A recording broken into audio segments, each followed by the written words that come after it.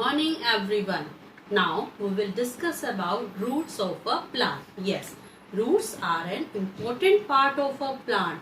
They remain under the ground in the soil and their most important function is to absorb water and nutrients from the soil. So when we talking about the roots, there are two types of root. Yes, there are two types of root. First is the taproot and next one is your fibrous root. So in different plants there are different types of root. For example, taproot is found in your mango plant, pea plant, or you can say neem plant. And fibrous root is found in your wheat and your rice and your maize plant. Okay, so different plants have different types of root. So when we are talking about the taproot, in the taproot there is one main root. There is one main root and after that secondary roots are arise from the main root and this main root grows vertically downwards in the soil. So this is the main root. There is a one main root and secondary roots are there. These are known as lateral roots. These are known as lateral roots. So in the taproot there is a one main root which grows vertically downwards in the soil and there are number of lateral roots. And when we are talking about the structure of a fibrous root, there is no main root but there are number of roots arise from a single point. From a single place there are number of roots arise and after that they grow horizontally in the soil and make a bushy appearance So in main root, in taproot there is a one main root but in fibrous root there is no main root. A number of root arises from a same point and grows horizontally in the soil and this gives a bushy appearance to the roots. Now when we are talking about the functions of a roots, there is a one main function of the root, that is to absorb water and minerals from the soil. To absorb water and minerals from the soil. This water and minerals are needed by the plants for their different activities. This is needed by the leaves for the process of photosynthesis. Now the next main function of a roots of a plant is to hold the soil. So that it can prevent the soil erosion. Yes, the roots of the plant just hold the soil so that there will be no soil erosion or the less soil erosion. Now the third main function of the roots of the plant, to hold the plant in the soil. So that the plant will not be pulled out easily or it should not be blown out. It should not be moved away with the blowing air. So these are the important functions of the roots. First of all, to absorb water and minerals from the soil. Second, to hold the soil to prevent the soil erosion. And next, to hold the plants in the soil. Now we will discuss about the modification of roots. The roots, which is the main part of a plant and whose main function is to absorb water and nutrients from the soil. In some of the plants it is also get modified.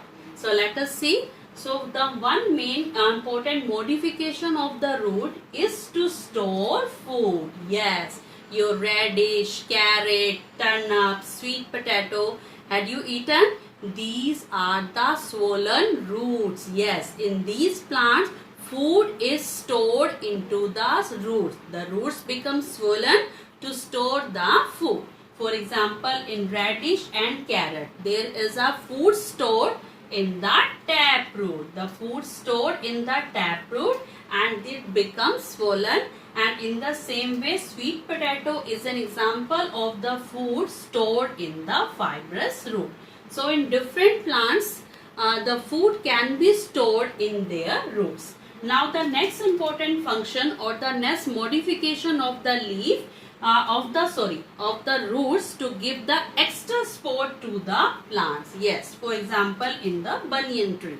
In banyan tree, it is a huge tree with a number of branches. So what's happened? Roots arises from branches towards downwards. Roots grow from branches towards downwards, and when they reaches up to the soil, then they fix themselves into the soil to give the support to the extra branches, to the huge branches of the banyan tree. So roots are modified to store food as well as they modified to give the extra support. Now we will discuss the relation of roots with the leaf venation. Yes. So there are two types of leaf venation. This is your reticulate venation. Okay. And this is your parallel venation, when the veins run parallel to each other. And which type of root is this? This is your fibrous root. This is your fibrous root, and this is your taproot, because there is a one main root now. So can you tell me the relation between this leaf venation and these roots? Yes. Reticulate venation is related with the taproot, and parallel venation is related with the fibrous root. Means only by seeing the roots you can easily tell the leaf venation, and only by seeing the leaf venation you can easily tell the types of roots found in those or these plants.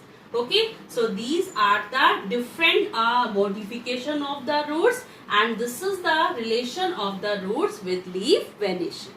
Through an activity, we will discuss that roots are the important part of a plant. A plant cannot grow without roots. So let us try to do it.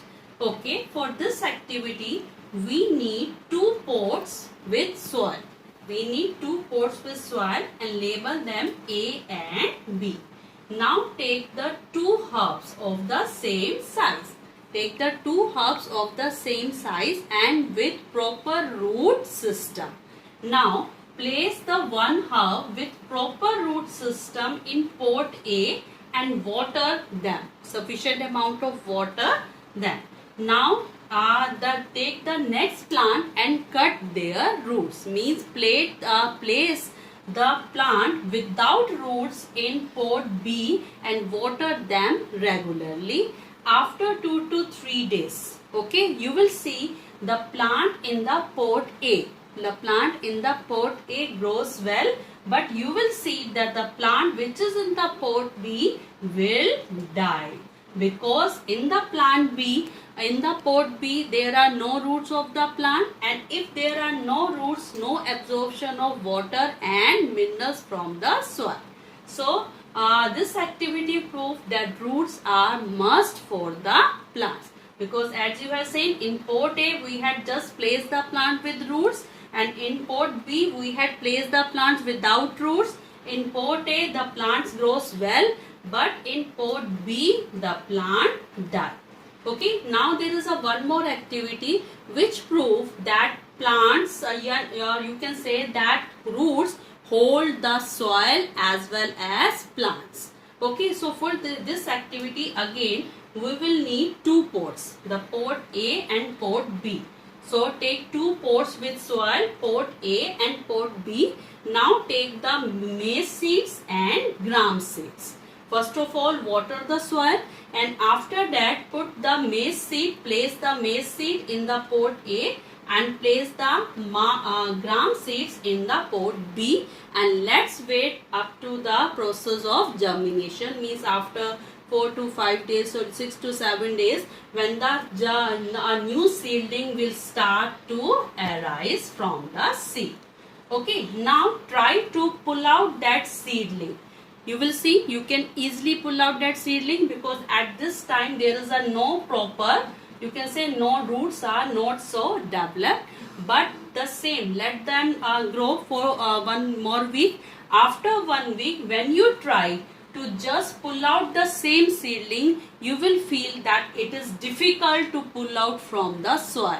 because root systems start developing and these roots anchor the plant into the soil. So this activity proves that the roots of the plants anchor the plants in the soil as well as hold the soil together.